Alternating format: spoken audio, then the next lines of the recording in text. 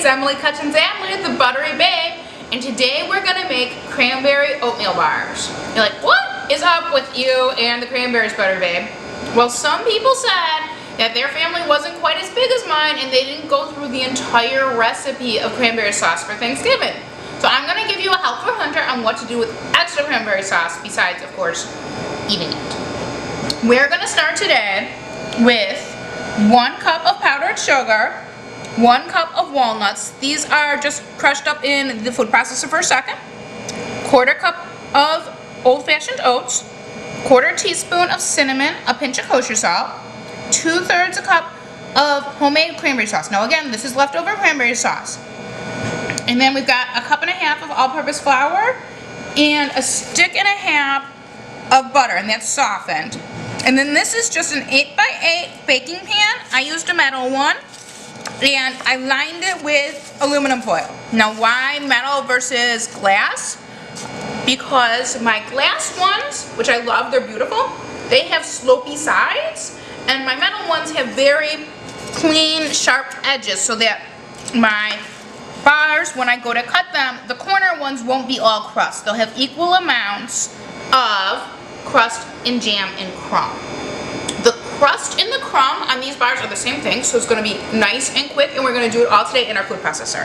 So let's go. So again, we've got the 1/4 cup of oats and the cup of nuts. Those are going to get dumped in. And in with those is going to go the butter. Now that's 1.5 sticks of butter, and it's been softened. Mine is very soft because I softened it overnight in the counter, but you don't have to. And then we're also going to put in that 1/4 teaspoon of cinnamon and the pinch of kosher salt. Everybody join the party. We're going to put the top on, and this is just going to buzz together for maybe 5 seconds or so. And you're really just looking at this point that most of the stuff is mixed together because we're going to buzz it again with the flour. So in goes the flour and the powdered sugar, if the powdered sugar wants to join our games. Sometimes it's not the reindeer, it's the powdered sugar who don't like to play.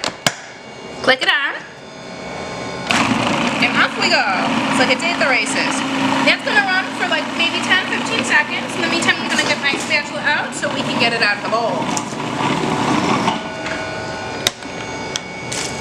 And see, it's not quite all mixed together. You still have that powdered sugar on the top. So just like you would do with anything else, you're just going to scoop it up a little bit and let it buzz again.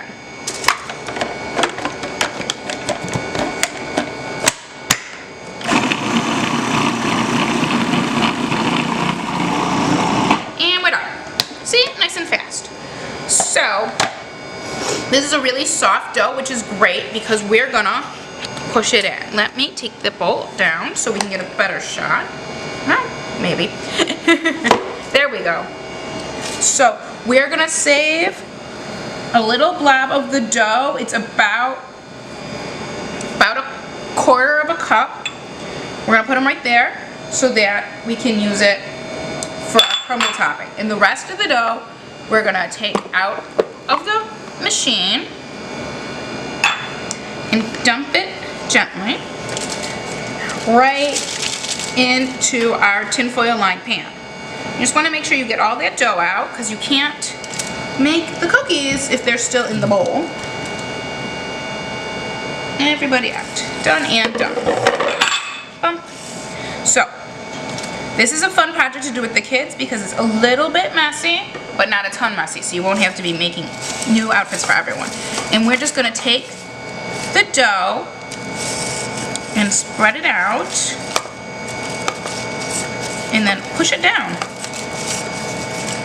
And we like it to be nice and even all the way across. While we're doing this, our oven is heated up to 375 degrees so that we can bake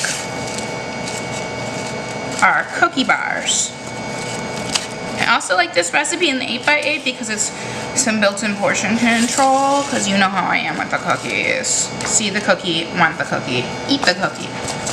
If you want to double it, do not do it in a 9x13. Instead, it comes out gooey in the middle. Just make 2 8x8s. But you can easily make 2 batches of the dough at the same time. And this is 2/3 of a cup of our leftover cranberry sauce. If you don't have cranberry sauce, you can use strawberry jam, apricot jam, whatever you like. I like a preserve with it, so you get a little bit of texture. So like apricot preserves will have little chunks, or even a fig jam. And I'm just mixing the liquid back in because it does separate out since it's homemade. And now we're gonna take it and pour it right onto that pressed in dough. And then we just take our spoon and spread it out. And it doesn't have to be crazy even, but you do want to make sure that every bite gets a little bit of that love. The oats and the nuts in there add a little bit of hardiness and a little texture, which makes it really nice.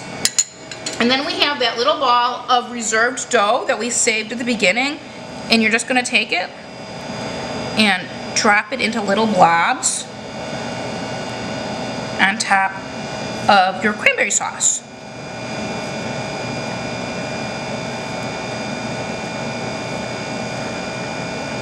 These are a great way to use up that leftover jam. Also a nice way to sneak in more oatmeal into your family's diet. You can totally take out the nuts altogether and replace that with just more oatmeal. Or take out the oatmeal and put in more nuts. Either way. See, you want the jam to still be showing through. The cookie doughs will spread a little bit to cover up that top, but you'll always still get the nice jam popping through. Now we're gonna put that in our oven. It's 375 degrees, and the oatmeal cranberry bars will cook for 25 to 30 minutes. So let's take a look and see what our bars look like when they're out of the oven and when they're cooled. These ones I made a little bit earlier. As I told you, if you're gonna make a double batch, just do 2 pans instead of making one big one because it doesn't cook evenly. Remember, we lined that pan with tin foil, and look at that. It should slide right out, and then you can unfold it and you'll get nice even squares. You notice that I did not spray it. It's got enough butter in there that you don't need to use any spray or additional grease on the pan. And you see that's got a nice crunch to the cut.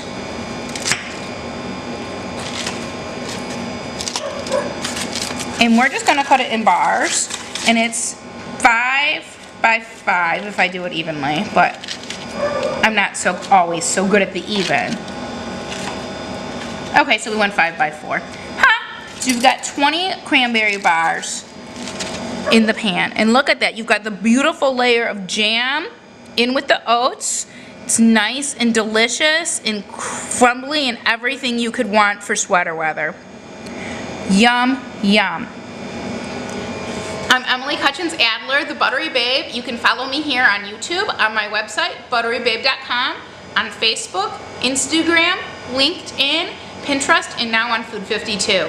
Again, these were our excellent cranberry oatmeal bars, and thanks for joining me.